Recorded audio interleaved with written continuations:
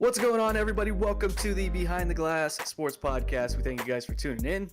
Hopefully you got a great start to your week if you don't have it off. And if it's a short week for you, just pull through. You got 3 more days. You can do it. But until then, we got to recap what happened this weekend. It was a stampede of sorts. There was just buffaloes running everywhere, wild, in downtown Denver. And they were just trampling on some innocent Broncos everywhere. And that was the result of the Denver Broncos Buffalo Bills game as they lost 48-19. Believe it or not, that game was it was actually 21-13 at one point. And then, the Broncos do what the Broncos do, and then you end up with 48-19. But it was close. So I guess we can, take a win from that, at least some will. Drew Lock, another ho-hum day at the office, 20 of 32, 132 yards, 1 touchdown. He did have a fumble, no interceptions, but he should have had at least 2 interceptions. In the first that quarter. were completely dropped. Right through the hands of guys. One late in the game, I think, should have been a pick 6. He was sacked 3 times. And then on the other end, you had Josh Allen go 28 of 40, 359 yards. 2 touchdowns, both through the air and 2 touchdowns on the ground. He played ridiculous, and he sure made John Elway probably rethink some things about that. What was it, the 18 draft? Of maybe I should have taken him instead of Bradley Chubb. And let's look to see what Bradley Chubb did on the day. Yeah, 1 total tackle. And like that year. That offseason was a weird offseason just because at that point the Broncos had struck out on Paxton Lynch. They just struck out on him. So I think it was more of not necessarily that he didn't think Josh Allen was good enough. It was some trepidation. Some hesitation, he was gun shy. Yeah. I mean, he was gun shy. It was another big quarterback with I don't know if did Paxton have like a big arm? Like Josh Allen probably has the strongest arm in the league. Yeah. Like when he throws it, that thing just zips and it just goes wherever he wants it to. But he looked great. I mean, the whole Bills team, and listen, that Bills defense, I mean, it's middle of the pack, and they completely just stuffed the Broncos. I mean, the Broncos did end up finishing with 140 yards on the day. I'm not sure how much of that was garbage time yards. Looks like 11s for 61 for Melvin, 2 touchdowns, another solid game for him. Phillip Lindsay, 11 for 38, solid, not great. And then Locke had 5 carries for 37 yards, and Royce Freeman got in there. Still can't get Jerry Jeudy the ball for whatever it's worth. 5 targets, only 1 catch. But that is what it is. And, it's just I was having this argument again on Twitter because I just see it every week, and people are like, "Oh, be patient," and I tweeted this out the other day because since it was Josh Allen week, all the Broncos defenders and Lock defenders are like, "Oh, if you think Josh Allen would have worked here in Denver, you're completely dumb." Well, it's like, okay, but you're also the same people that think somehow the Broncos are going to turn Drew Lock into some sort of superstar quarterback. Like, I just find that ironic. And Vic Fangio's offenses, I put out the numbers yesterday on Twitter through 14 games, and even his first season, his numbers both offensively and defensively are worse than VJ's 2 years. They continue to get worse. They get better in some areas, but then they get worse in other areas. So it's like, and then I'm having arguments with people about Vic Fangio. It's like, if you think he and VJ are the same coach, well, you're stupid and you should stop watching football. Well, okay. He only has 1 more win than Vance Joseph does in VJ's 2 years. At the most, he can finish with 3 more wins. But I'm sorry, like where is the complete difference from VJ and Vic? I just don't see that. And it's like, oh, what about the injuries? Well, what did they do with Cortland Sutton and Von Miller last year? Oh, that's right. They had another losing season and missed the playoffs again.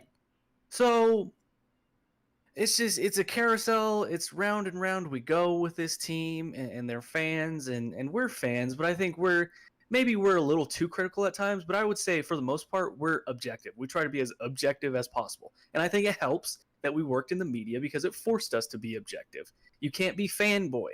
Like unfortunately, some of these people are that write for, orange and blue colored outlets. It's just what it is.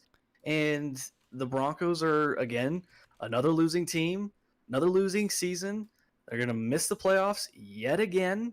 And this is, I think, I saw the stat. My guy Kevin Kistner tweeted it out. If I can find it real quick.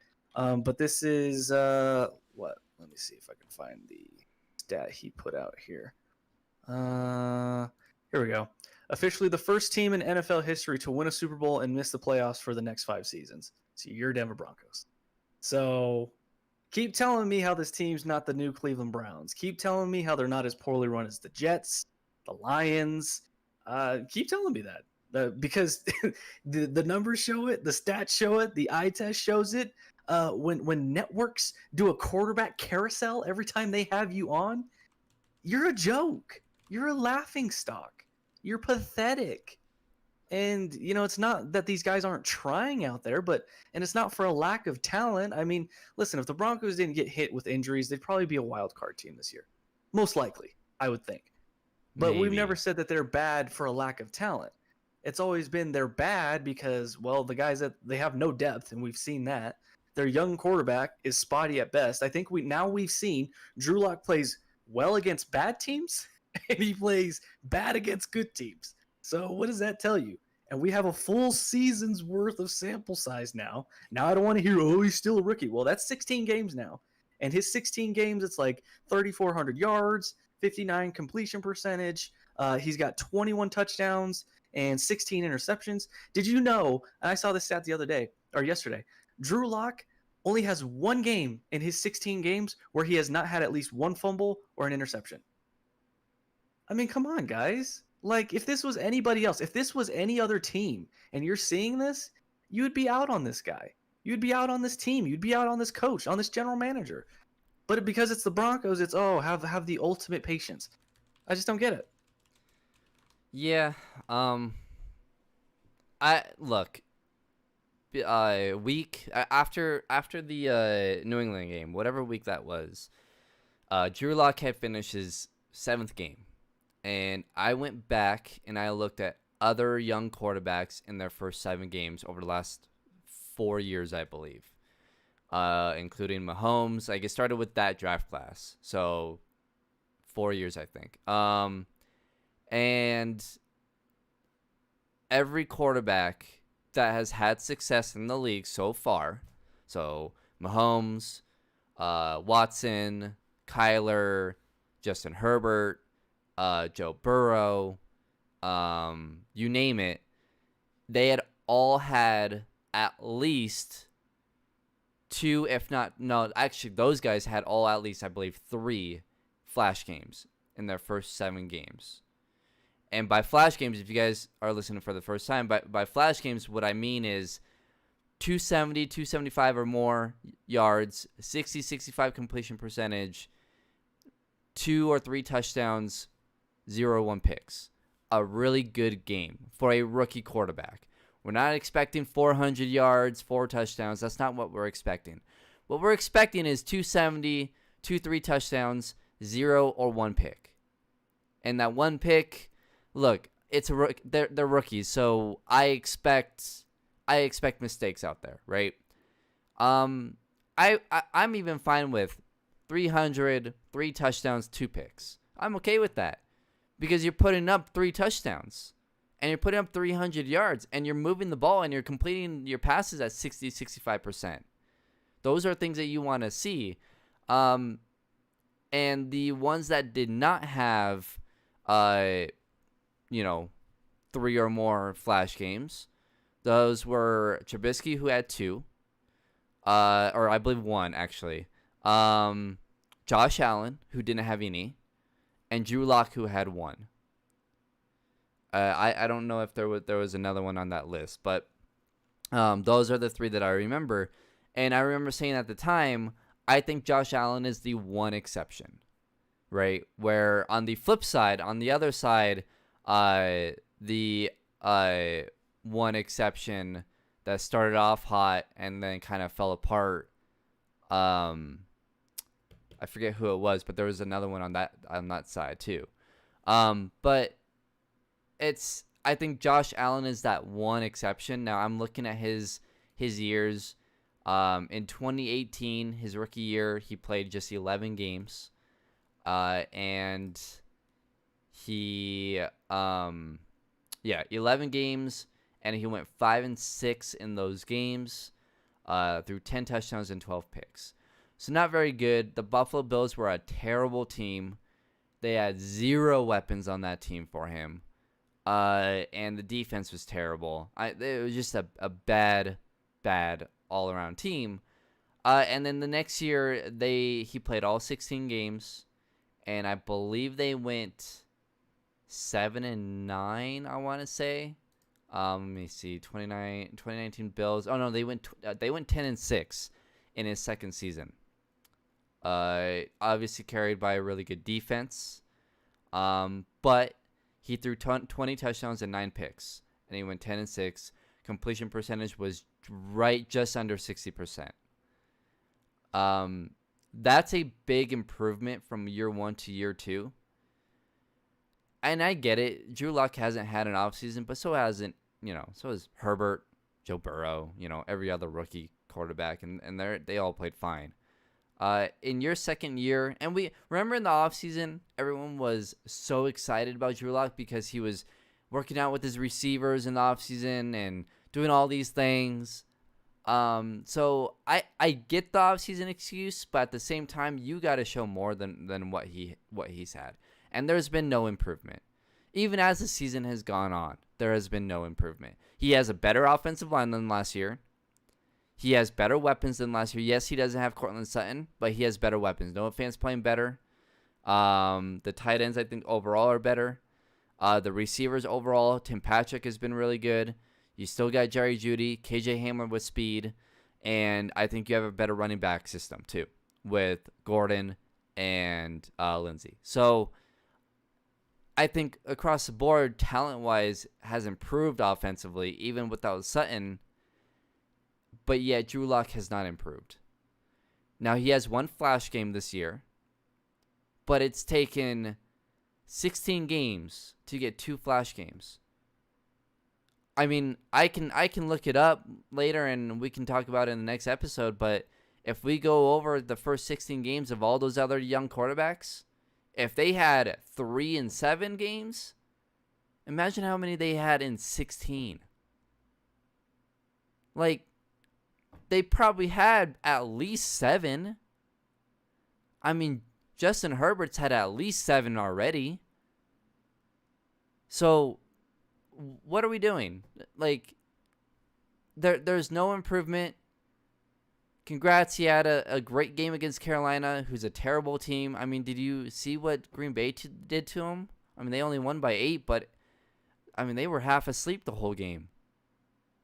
So, what are we doing here? Why is it, the NFL is different. You can find out if a quarterback is legit or not after 2 seasons.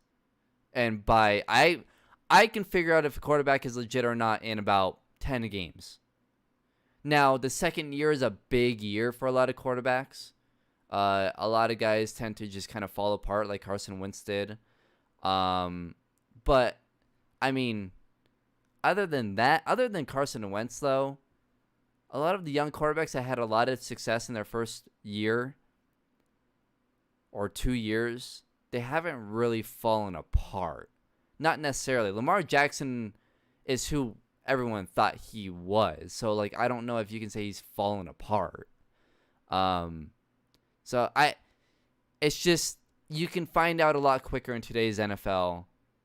We already know who Drew Lock is, but unfortunately, the Broncos have won probably 2 more games than they needed, and we're gonna have the same group back next year. So, I mean, those fans, those people who want Drew Lock, who want people to be patient with Drew Lock, even more patient with Drew Lock, they're gonna get their wish.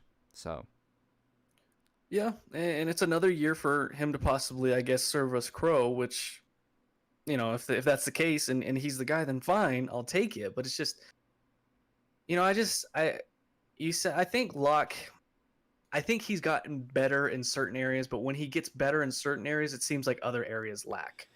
Well, I Now I'm think, sure but he's in commanded the offense better and learned things like that. But it's when things get a little bit hectic, it seems like he reverts back though. well, it's the important stuff that he isn't getting better at. Throwing off his back foot, decision making, going through your progressions. Those are things that need to improve, whether you're in your fourth game or your 30th game. Those things need to improve. And with Mahomes, even Mahomes needs to get better at it. And Mahomes is the best quarterback in the league. But he's only in his, fourth year? Those are things that he is still getting better at. And you see it. Josh Allen continues to get better. Deshaun Watson, I mean, has regressed because of his team, but you see him improving year after year. You see guys, Herbert, every game he improves. He has a tough game against New England, and I think he had another tough game right after that. But then, boom, comes back against Oakland and has a massive game. It's against Oakland, but Oakland has had some good defensive performances over the course of the year. They're not the worst. They're not Atlanta or Dallas. So it's, you've got to continue to show improvement in those things: progression, decision making, throwing off your back foot. I mean, look at Tua. This dude has thrown 2 interceptions this year. Let's look at Herbert. He's only thrown 10? 10, and he's thrown over 500 passes this year. So, he's thrown multiple games of 40 plus. It's actually ridiculous how much he's thrown the ball and not thrown interceptions. Yeah, and like the things with Drew Lock, I mean, I don't know. I don't know how. Look, the only other quarterback I guess you can compare him to right now is Baker. But even Baker, his rookie year, showed more flashes than Drew Lock has in 16 games. So again, it's hard to. Baker had a terrible second year, and he has come back this year in a good system with a great running back and played really well. But I think with Baker too, I don't know if he's a guy that can kind of carry a team. They have a great all-around team, great defense, at least great front seven, and a great running back. And they've given Baker a lot of weapons. So, I don't know. I mean, I think it's more of, I think you have to, at this point, wait a third year and then see what happens. Unless you really love Zach Wilson or Trey Lance. Yeah. Well, our guy Cameron Parker, he put out a good stat comparison, and I'll give him credit for this. He kind of did what I did with Drew Lock's stats, comparing it to Justin Herbert's, which is just, I mean, yeah, the record is not good for Herbert compared to Locke. He has 4 less wins. Yeah, I saw it. Well, look at Herbert's record. Are you kidding me? Right. It's a terrible team. It is. And so Cameron put out the stats for Drew Lock, which is obviously 8-net record, 21 touchdowns, 16 interceptions, 3,350 yards, completion percentage 59.7. And then quarterback number 2 was 8-8, 17 touchdowns, 16 interceptions, 3,284 yards, and a completion percentage of 60.8. And number 2 is a future Hall of Famer. You want to take a guess of who that is in his rookie year? I don't know. It's Drew Brees. That's who he compared him to. My only issue with this comparison. Okay, hold on. First thing. The only issue I have, and it's the only one I need. Look at the years. Look at the time frame. That's what I was going to say. It's a different league. You cannot compare these current quarterbacks with any quarterback from. There's a reason why when I did my comparison with the young quarterbacks in their first 7 games, I only took quarterbacks from the last 4 years because it was a different league even 5 years ago. You cannot compare quarterbacks in today's NFL with quarterbacks from 10, 15, 20, 30. You cannot, because it's a completely different league, and the league right now is much easier to throw on. And if you Exactly. can't, if you don't have good numbers like even like Tua, a guy like Tua has fantastic numbers, completion percentage around 65% or even more. You know, only 2 picks compared to like 12 touchdowns. Like you Mhm. cannot throw, you cannot have a 58 completion percentage, 58% completion percentage with 10 touchdowns or whatever the heck Drew Lock has in today's NFL. You can't. I don't care how young you are. You have to look at, you can't just look at the past. Oh, John Elway, had a lot of interceptions and Peyton Manning had a ton. Yeah, different league. Defenses were great, rules were different. It is the today's NFL is built for these quarterbacks, and you're seeing it. You're seeing it. You have to compare Drew Lock to the quarterbacks at his age, in his era. Like it's just you. It's like comparing a point guard from today to a point guard from the 80s in the NBA. Oh, the point guard, he's only shooting 25% from 3. But, Isaiah Thomas, his rookie year only shot 25% from 3. Well, yeah. No, Yeah. duh. It's a That different was going to league. be my issue with it as well. Is that okay? Well, that's sure. That's a good comparison. But I mean, Drew Brees, and I'm curious to see what the average average yards, total yards that quarterbacks were throwing for in 01 and 02, because I guarantee you, I don't think guys were throwing for 4,000, 5,000 yards. Right. Um, and I can look that up here shortly, but it's just that was going to be my issue. Is this was 18 years ago, as you mentioned, the rules were different. I'm sure offenses were not as up tempo, as innovative. There wasn't read option, anything like And the that. rules were different. The Exactly. defenses have to play completely different. It gives the offense, at least in the passing game, so many advantages. That's why you see so many teams go for it on 4th down more than ever. And they should be going for it on 4th down more often. I mean, if I'm at my own 40-yard line and it's within 4 yards, like 4 or 5 yards, I'm going for it. It's a different, as long as you have a good offense. I'm not going for it if I'm the Broncos, but if I'm the Chargers with a really good offense and terrible defense, screw it, going for it. Because really the difference between being at your own 40 and punting it and having them start at their own 25, they're probably, with your bad defense, they're probably going to score anyways. So you might as well go for it. So it's a completely different league. The offense always has the advantage in most situations. You can't make that. You can't make that a comparison. See, I'm trying to go back. See, let's see. So passing yard leaders. Well, I guess guys were throwing for 4,000. I mean, Kurt Warner had 4,008. But those were yards. those were special offenses, though. I mean, those were like in today's NFL, those offenses are putting up like 5,000. Kurt Warner would have thrown for 5,000 plus yards. So I think it's a little bit different. It's not necessarily the leading team. It's how many teams, right? So Sure. there's more teams today passing for 4,000 plus yards, or even 3,500 passing yards over the course of a season. I think almost every team, I guarantee you, almost every team is passing for over 3,500 yards. Whereas you look back at when Drew Brees was a rookie, I would say maybe not even half the league was throwing for 3,500, 4,000 yards. So I've got 2001. The leading passer was Kurt Warner at almost 5,000 yards, which is that That's the show on turf. Yeah. The greatest show on turf. Then you had Peyton at 4,131. Then you had 1, 2, 3, 4, 5, 6, 7, 8, 9, 10, 11, 12, 13, 14, 15, 16, 17.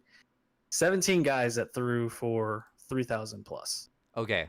So I'm pulling So up I this. mean that's a good number. That's a good number, but let's look at passers today. So already, by the way, we have what, 2 weeks left? Hmm. Okay. And you said how many players had 3,000 plus yards? So 17 had 3,000 plus, but I mean, you had two guys that were 4,000. Okay. So it's 19. So more than half the league was throwing Okay. for at least So 1,000. so far with 2 games remaining, by the way, 2 games. 4 players have thrown for 4,000 plus yards. Tom Brady's at 3,800. Aaron Rodgers at 3,800. Russell Wilson's at 3,800. So you've got let's see, 1, 2, 3, 4, 5, 6, 7 more guys with at least 3,700. So more than likely they're gonna hit 4,000 yards, right? Kyler Murray's at 3,600. More than likely he's gonna hit 4,000 yards. Kirk Cousins, he's at 3,569. He could hit 4,000 yards. So that's right there. 13 quarterbacks are going to hit 4,000 passing yards this year. At least. Oh, and by the way, yeah, probably 20. Well, Joe Burrow was at 2,600. He got hurt. Carson Wentz isn't going to play anymore. So you're probably going to have, because of injuries, only about 20 hit 3,000 plus yards. So, and Drew Lock's probably not. That's the sad part. 20 plus quarterbacks are going to hit 3,000 yards, and Drew Lock won't be one of them. Oh, the injuries. He only played, however many games. Yeah. So did Daniel Jones. He's going to hit 3,000, possibly. Carson Wentz has only played 12 games. He's going to hit 20. He's already at 2,600. Joe Burrow played 10 games. He's already at 2,700. So you can't give me that excuse. You just can't. Yeah, no, I get it. But it definitely was a different league, and it was a different time. And it's, I mean, I get what he's trying to do. And, thankfully for him and for people who are on the Drew Lock support train, he's most likely going to get another year. Yeah. We know that Vic Fangio, more likely than not, is going to be back next year. At least from, the show I produce and things that we're told from insiders, more likely than not. Guys like Mike Kliss saying he's pretty much going to be back next year. I saw over the weekend somebody tweet out that Elway is more likely than not going to be back next year. So, well, it's his last year. At that point, right? You have another year to prove us wrong, to let us eat crow. It's his last year, right? Elway on his contract? Yes, that would be his last year under contract. So it makes sense. I believe Ellis is as well. It makes sense. And then in 2 years, hopefully at the end of next year, because the NFL, I think, might force the Broncos to end up either selling the team or making a decision, whatever. So I would say by the end of next season, there's going to be a whole new regime. Unless next season goes great and we're wrong. I don't think so. At best, they probably go 7-9. So at that point, in a third year, going, with that regime and those quarterbacks and those coaches, that's not good enough, obviously, at 7-9 or even 8-8. And so then we will be hitting the reset button. But it's unfortunate because I think they're missing out on a really good, on one of these top 3 quarterbacks this year. They're missing out on a good quarterback. So, well, I mean, that was lost when they beat the Jets, Carolina, the Jets, whoever. So I mean, that was lost weeks. I mean, I just looked at Tankathon. They're still at 13. So I mean, technically, there's still a chance that they could get to maybe 8-6. I mean, because Carolina's at 4-10, and they're at pick number 4 right now. So if Carolina wins their next couple of games, which it's probably highly unlikely, Atlanta, Miami, well, look, there's a good shot. There's a good shot that you could get there. And here's the thing: if they love Trey Lance, if they love Trey Lance and they come out and they trade up or even they take him at 8, 9, 10, I'll say okay. Let's see what he can do. Let's see what because here's the thing with Trey Lance, I haven't seen him play, so I don't know. And And if they really love him, I'm okay with taking that shot because even if you miss, like Chicago with Trubisky, right? They loved him. And I think if you love a quarterback and you need a quarterback, you have to take them. And if it works out, great. If not, you continue to move on because if you didn't take him, right? If you didn't take him, you are still going to be in a hellhole of a quarterback situation, right? So you might as well take that shot because that's what you need. You are if you feel like you're a quarterback away, which you're looking at this Broncos offense, right? Right now, all they need is a quarterback. They don't need receivers. You could take a running back later in the draft. Your offensive line is pretty good, actually. And your tight end situation is fantastic with Fant, Alberto when he's healthy. That's the thing. They have talent. Right, they have talent. Great talent. All you need is a quarterback. So if you love Trey Lance and you take him, I'm okay with it to seeing what he can do. Because one, I haven't watched him, so I don't know. And then if he doesn't work out, well, hey, new regime's coming in anyways. If he's not working out, you can pull off the whole you can pull off the whole Josh Rosen, Kyler Murray thing that Arizona did. But here's the thing. I don't like that at all. But here's the thing. He's no matter what, you're gonna have a look. Well, not no matter what. If Trey Lance doesn't work out, it's the same thing as if you would have brought back Drew Lock, because you're gonna be in a bad situation with your quarterback situation. I disagree because you're saying if you love Trey Lance, you trade up, but then if you don't like him, I'm not saying trading up though. If you trade up, then it's for Zach Wilson. Trey Lance will be there when they pick. Okay, well I thought that's what you said, but no. I just don't want them to take a quarterback. Listen, if everybody's going to be back, and I said this a few weeks ago, I just don't want them to take a quarterback. If everyone's going to be back, just give everyone another shot, because the last thing I want for them to do is take a quarterback, him not work out, which he probably won't have a great stellar season, and then a new regime comes in and they're like, yeah, we want our own guy, and then you wasted a pick there. You just might as well just go BPA. Well, bolster the defense, get a cornerback, get an offensive lineman, get a defensive lineman, or something like that, and then go from there. Well, take a look at Cleveland though. They did it, and look, it's working out right now, right? Look, the Chargers, they're gonna do it. They're gonna fire their whole coaching staff, but they found their guy. And I think if you when you know if your quarterback is legit. Now you just have to put the pieces around him. And I think for the fact that you can find out about a quarterback a lot quicker, I think allows you to say, we're going to take this quarterback, and even if we want to fire these coaches and whatever and start a new regime, the quarterback will be okay. Because I think when you change a regime, honestly, if they do change the regime, if say they go out and take Trey Lance or even trade up and take Zach Wilson, right? And say Zach Wilson or Trey Lance has a good year. Not Herbert type of year, but say they have like the year that Joe Burrow was kind of having, or even Tua, right, to that extent. Then but you still go 6-10, just like the Chargers are, 5-11, whatever, right? Say that happens. Then at that point though, you're like, okay, we have our quarterback, right? Let's bring in a more offensive-minded regime and a head coach, and let's build this team around this guy. And let's go for it then. Because it's only going to get better for that quarterback because Pat Shurmur, Vic Fangio, they're not going to help this rookie quarterback, right? So what you're going to see is you're just going to see the raw talent of this rookie quarterback, what he can do. And if he's going out there and having solid outings and playing pretty well, then and they're still, 6-10, 7-9, then bringing in a more of an offensive-friendly system is only going to help that quarterback.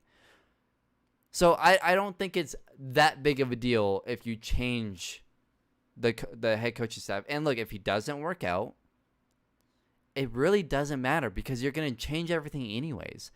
I mean, really, when they change this whole regime, right, in 3-4 years, when we're looking back, how many players on this current team are going to be on that team?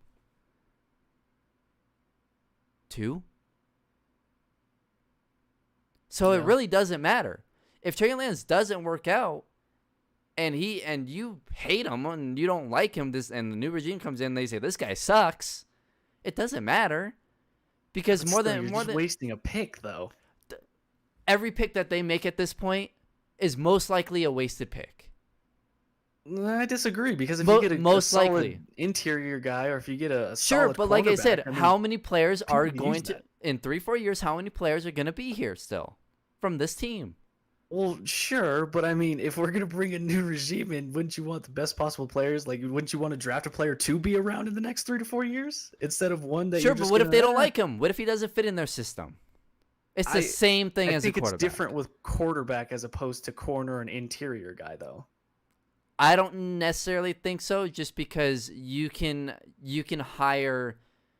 also bring in a coaching staff that fits that quarterback.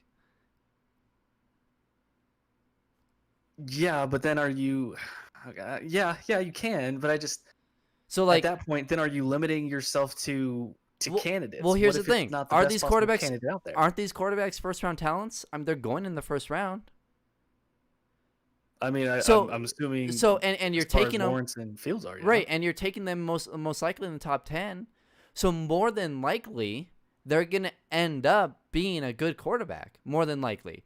Now, it's pretty slim that they're gonna be a great quarterback, right? We don't know.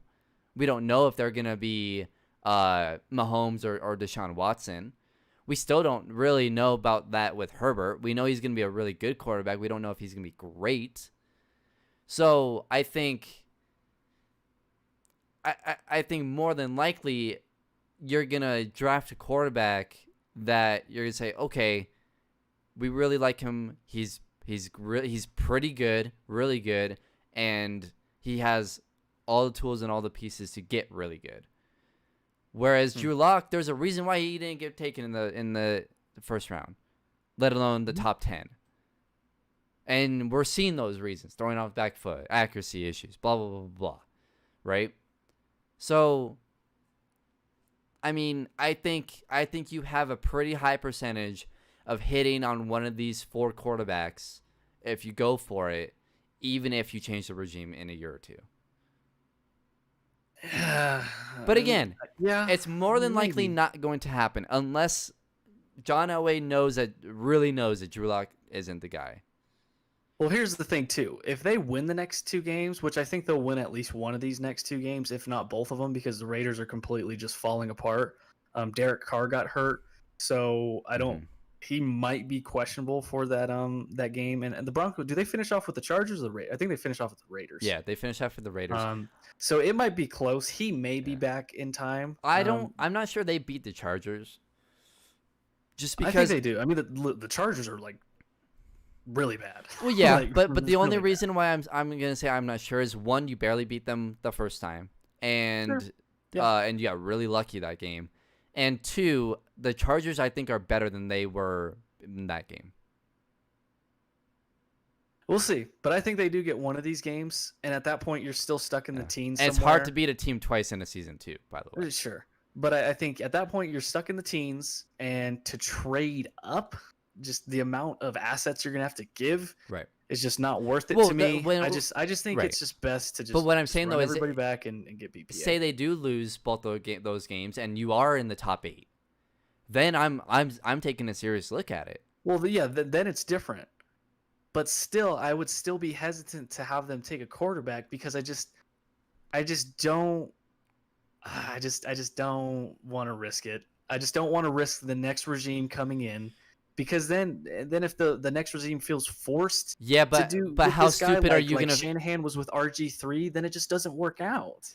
But how stupid are you gonna feel when Trey Lance or Zach Wilson is out there next year putting up more flash games in 7 games than Drew Lock has done in 30? I mean, you feel stupid, but I mean, you already feel stupid. But what I'm saying though is, if you really love the quarterback and you still don't take him because it's your last year on your contract and more than likely a new regime's going to come in, like, they're not thinking that.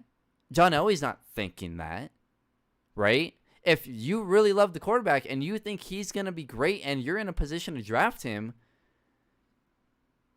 then you need to do it. And But more than likely, it's still gonna work out even if you change the regime, because because we have two teams that have proven it already. but if Three. if another regime comes in though next year, it doesn't really matter if the other regime loved him or liked him. If they Sure. really don't like that guy, then at that point it's a moot point. But okay, well, when the Chargers fire everyone, start a new regime, right? And they come in, and the new regime comes in, and what if they're not going to say, "Oh, we don't like Herbert," because Well, he's I mean, proved. Herbert has flashed like almost every game. Well, I know, but So, what I'm saying though is, what if you draft a Trey Lance or a Zach Wilson, and they're having 3, 4, 5 flash games? but what if you draft them and they don't? Then you do what Arizona did. Because here's the thing. If he doesn't, you're going to be terrible. That means you're going to have another top 5 pick, which in that case means that you can do what Arizona did. And no matter what, with the new regime, sure. if this quarterback doesn't work out, no matter in the new regime, you're going to be pretty much wiping the whole slate clean anyways. You keep Justin Simmons because he's under contract. You're going to keep Cortland Sutton because he's a star. You will probably keep Noah Fant. Who else are you going to keep? At that point, I think my question would then be, and I don't know if you know this, I don't know it. So, what does the 2022 quarterback class look like? Is that a class with great prospects? Is it just good prospects? Because then I think that tells you too a lot about what your move would want to be. Right. You know, well, if and they know have more the luxury. Right. Of, They know more than us. Right. So Right. I don't know. I can pull up a 2022 NFL mock draft and see. At number 1, it has that North Carolina quarterback Sam Howell. Okay. They have Caden Slavis from USC. I don't know. USC quarterback has ever worked out. Right. I mean, to be honest, I think this is the class to take someone. The Tyler Show kid from Oregon. That's where Herbert's from. But at that point, he's only going to be a junior. So even if we don't know if he would even come out.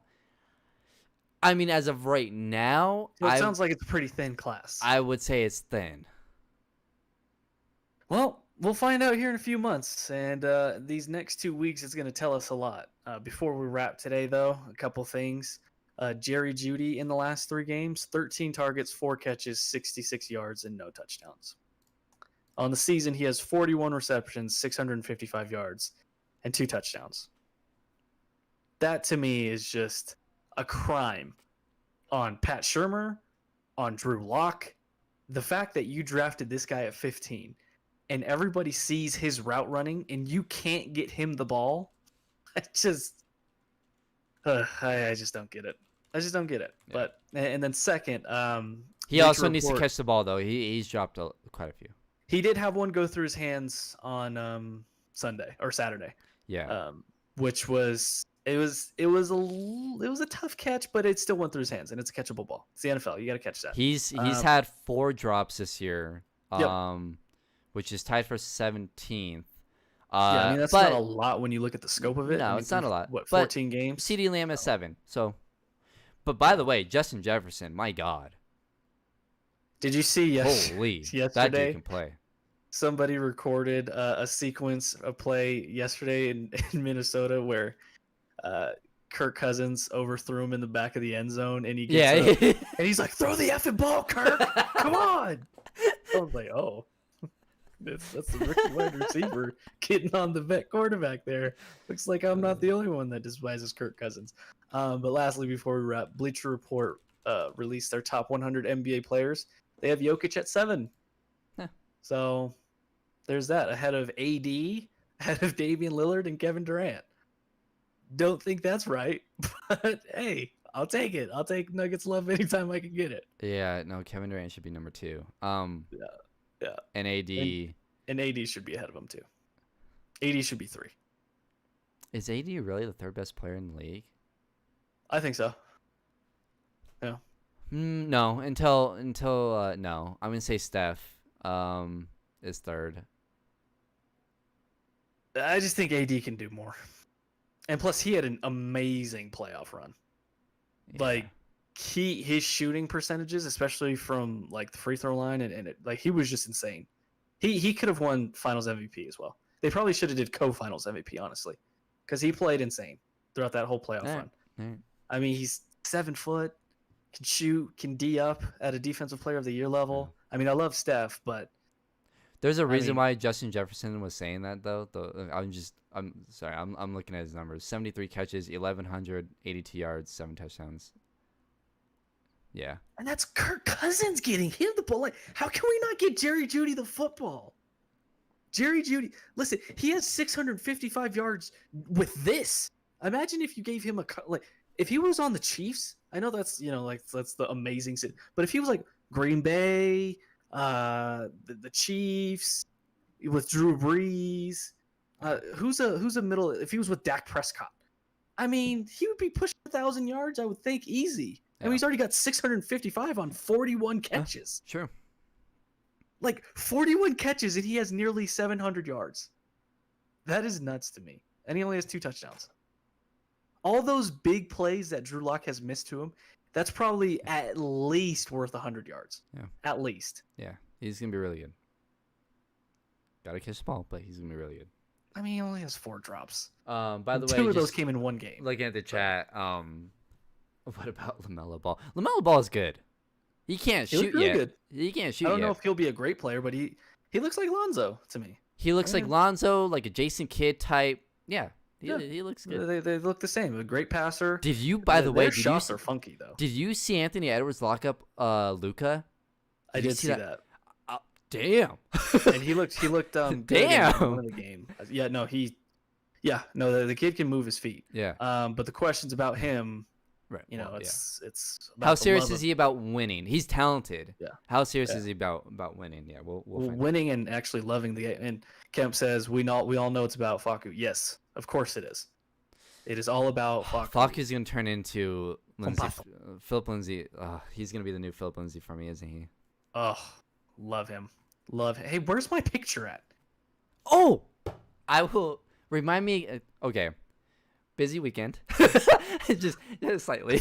I've been waiting for my Jokic Facu edit. I'll get it in. I'll try my best to get it in tonight. Can you just text me and remind me at like 9 or 11? Right. Yeah, you're good. No, so I should have a new Kemp, look out for that. I'll have a new profile picture here fairly soon. I'm very proud about it. I have a new puppy, so we're busy. I like this from Kemp though. Next year is a shampoo year. Rinse and repeat. I love that. I'm gonna steal that. Next year is a shampoo year. We only have 2 more days. Until the Nuggets are officially back. And that offense, I mean, I get it was preseason. Ooh. Oh, by the way, told you about MPJ. I think coming off the bench is the spot for him. Do what OKC did with KD, Russ, and James Harden. Yeah. He gets to run the show against with the bench unit, and not only that, but he gets to play against other bench units. Well, and he said all the right things the other day when they asked him about it, and he was like, we know Will's a starter, and I'm fine to do whatever is best for the team. So I mean, that's a big step for him because we know perfect. MPJ doesn't lack confidence. Yeah, but I think he understands though. I think for the main thing, what he needs, as long as he gets his minutes, I think he's fine. And if he's playing at end of games, I think he's fine. Where we're gonna start seeing issues though is if he's only playing 15 minutes. That's where we're gonna start seeing issues. Yeah. But if he comes out and wins 6th man of the year, just part of me just feels like you should almost just endure the growing pains now. But the only reason why it's not just growing pains, it's being a third wheel. And you look at Miami with Chris Bosh, you look at Cleveland with Kevin Love. It's hard to be that third wheel, and those guys, I think, are easier to let be the third wheel because 1, they're all about winning, right? They're older, so they just want to win. 2, it's LeBron. And 3, it's just their position, right? They're stretch 4s, They don't need the ball in their hands a ton. They don't need to handle the ball. But when you look at a team like Oklahoma City, when they had those three, it was difficult because Russ, KD, and Harden all needed the ball in their hands to be great, right? Well, look at this team right now.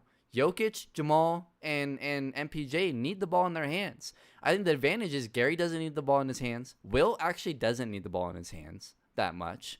Paul doesn't need the ball. So it works. That starting lineup works when you have your two main guys needing the ball in their hands. And then MPJ can just kill bench players. I mean, I'm telling you this. If he comes off the bench and they go all in with him as their sixth man, he wins sixth man of the year. My fear, though, is that he's going to ball out on the bench and that confidence is going to overflow. And then when they do elevate him to the starting lineup, it's just not going to work because we're going to run into the same issues of trying to figure out where he fits and clicks. I just think you should just do that now. Will Barton's going into a contract year, and if he doesn't like it and he can't accept that six-man role, we can trade him at the deadline. True, but what you can I just do think is it's better to get through it now than continue to push it down the road. But what you can also do though is have him throughout the game play with them a little bit and just as it gets better in practice and in games and stretches, then maybe you make that decision. But I think the team is a lot more dangerous with MPJ coming off the bench. Well, and that's what and here's what I'll say. One, that's what they did the other night against Portland in the second game. They staggered the minutes so that when Will went out, MPJ was still playing with Jokic and Murray. Yeah. And MPJ played a ton of minutes. Like he played, I don't know if he ever came out from he played great the point too. he got in until the fourth really quarter. Well. Yeah. So, but I do think, I'll say this. I think Will Barton starting and MPJ coming off the bench gives them the best chance to go far this year. But I think MPJ starting and Will coming off the bench is better for the long term. So it's the short term versus long term outlook. That's what I'm saying. Maybe will they win the championship this year? Most likely not. I'm not saying don't try, but I that's just my concern. I just have this weird feeling. I think you can develop chemistry as long as he's getting 25 to 30 minutes a night. I still think you can develop chemistry as you go. All right, we'll see. I think it works. There's a reason why Oklahoma City did it way back when, and there's also a reason why San Antonio did it with Manu. All those years, I think it works. At least for this year, I think it's going to work, and I think MPJ will say all the right things. Also, in the back of MPJ's mind, you got to remember he can win sixth man of the year this year, and then Will can leave next year, and he's right back in the starting lineup, and then they can figure it out then. But I think that's something that you can always just figure out later. And as he plays more and more, because remember, last year he didn't play much. That was a problem, right? He was only getting 10 to 15 minutes. That's what has caused this problem. If he's getting 25, 30 minutes a night, even 35, and Will's going to get hurt at some point, so he's going to get some starting. Don't say that. Well, he's going to get hurt. Or he's gonna miss games. We don't know that. I guarantee you, he's gonna miss 10 games. Guarantee you. Wow. I mean, maybe a rolled ankle, but I don't think he's had some major injuries. Well, I'm not saying he's gonna get a major injury, and I'm not saying I want him to. What I'm saying though is get hurt everybody. But what I'm saying is he's probably gonna miss 10 to 15 games, at least. History says it's a likely thing. Right. Same with Gary. Right. So, in that situation, and even if Gary gets hurt too, you move Will to the 2, MPJ to the 3, and off you go. So he's gonna get run with those guys no matter what. I have the ultimate love. I don't even want to call it hate, but I have the ultimate love and just disappointment relationship with Gary Harris. I just love what he brings, but then once we get to the offensive side, it just hurts me. I just cringe every time. Every time he gets ready to shoot, I'm like, yeah, I know. Don't do it. Good things though from the last game. By the way, first off, Portland does not want to see Denver in the playoffs. That's just a bad matchup. I'm gonna chalk that up to preseason. I don't think I think their defense is gonna be really bad. We'll see in the regular season. But again, when it comes down to the playoffs, it's all about matchups. I think that's a matchup Denver will take. Golden State, you do not want to see Golden State in the playoffs if you're Denver. That's a bad. I don't think anybody wants to see Steph. Well, sure, but that's a bad matchup. And then we'll see what the rest of the teams. But then Bol played really well, got a lot of minutes because of JaMychal Green being out. He played well. If he shoots better, he has a 20-10 game. And the next thing, I don't know about Facu as far as getting a lot of minutes in the regular season. But we'll see. I think PJ Dozier is probably going to get those minutes, but are you seriously about to start slandering Campazzo? I'm not going to slander. I think that's reality. I think PJ Dozier is better. He's not going to get a ton of minutes. But Malone, believe me, Malone will find a way to get him 10 a night. That's going to happen. 5 to 10.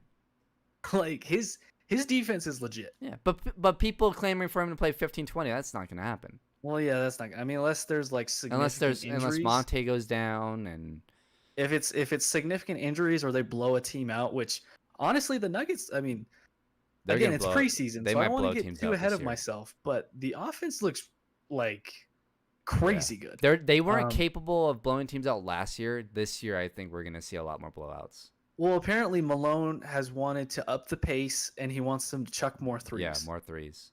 And Will Barton's like, watch me. I'll do it.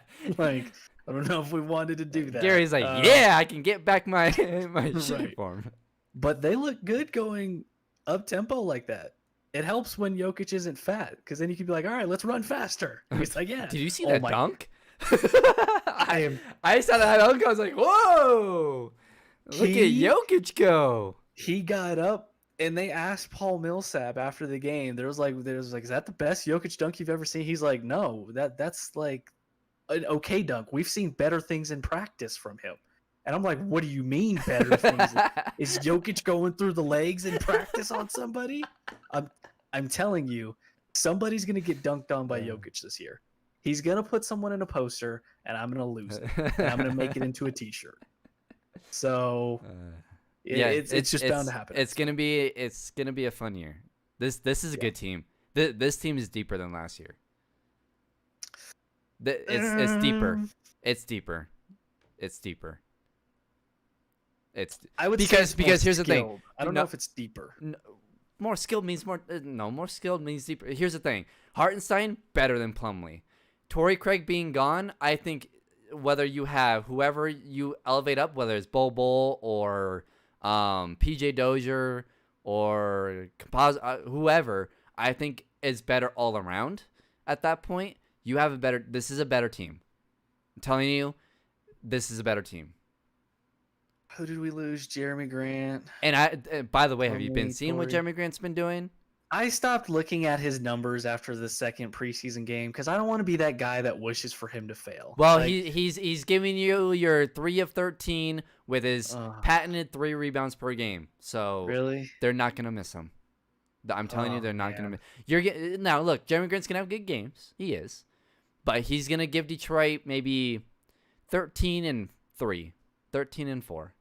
That's what he's gonna give them.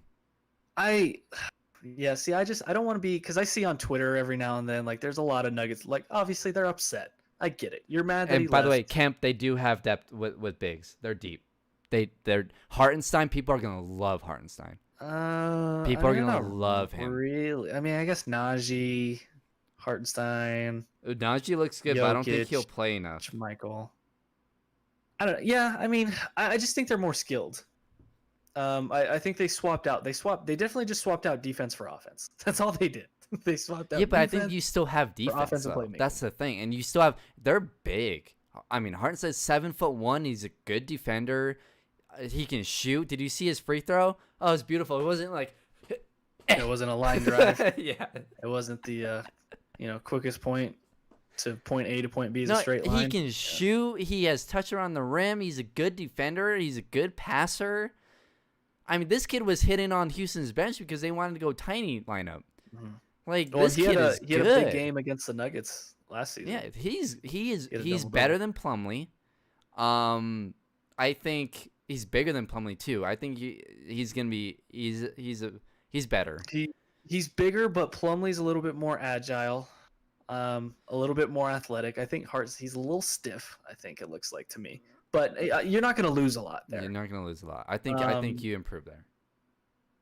I think you. I don't know. And Back that's to what the Jeremy Grant thing. Like, I just hope he does well. Like, I know Nuggets fans are angry that he left, but like the guy ultimately did what he thought was best for him. I'm not. You know, I'm not. It's just, I mean, I'm not it sucks, angry. I but think he's a great one-on-one defender, and when they get to the playoffs, I think that's where you're gonna see them miss him the most. But I'll say this: we don't know what JaMychal Green can do against those wing players. So we'll see. I'll say nothing. I'll go We'll out see. on a limb right now and say nothing. We'll see. And look, Denver's a bigger team, and it was which they needed. They're a much bigger team this year. Still no rim lot more protection length. per se, though. So Well, I don't know if I think with Hartenstein is a rim MPJ protector. playing more, I think he gives you some rim protection. If Bobo plays, I think Hartenstein can give you some rim protection too. We'll see. We'll see. It's gonna be a fun year, and I don't know. I'm looking forward to it. Yeah. I'm looking forward to Campazzo throwing a lot of sidewinders this year. Him and Jokic, man, I'm telling, it's gonna be. I think every game they have a bet of who can do the best pass. The little scoop pass that Jokic did, I've never seen that in my life. He literally scooped it from half court and dropped it into the bucket to Gary. I was like, dude, what? I didn't even know you had that in your game. He's by far the best quarterback in Denver, and then Campazzo's second. Like that should be your starting and backup for the Denver Broncos right now. That should be your quarterbacks right there. All right. Well, I gotta save my puppy from the dreaded kennel. So. All right, that's gonna do it for us today. We appreciate you guys listening. We appreciate Kemp interacting with us as he usually does on YouTube. Shout out to you, my friend. And until Wednesday, because we won't be doing a show on Friday, we will break down the Nuggets game. And if there's any new Broncos news, we'll get to that as well. But for Brandon Stoll on the other side, I am Stephen Priest Jr. This has been the Behind the Glass Sports Podcast.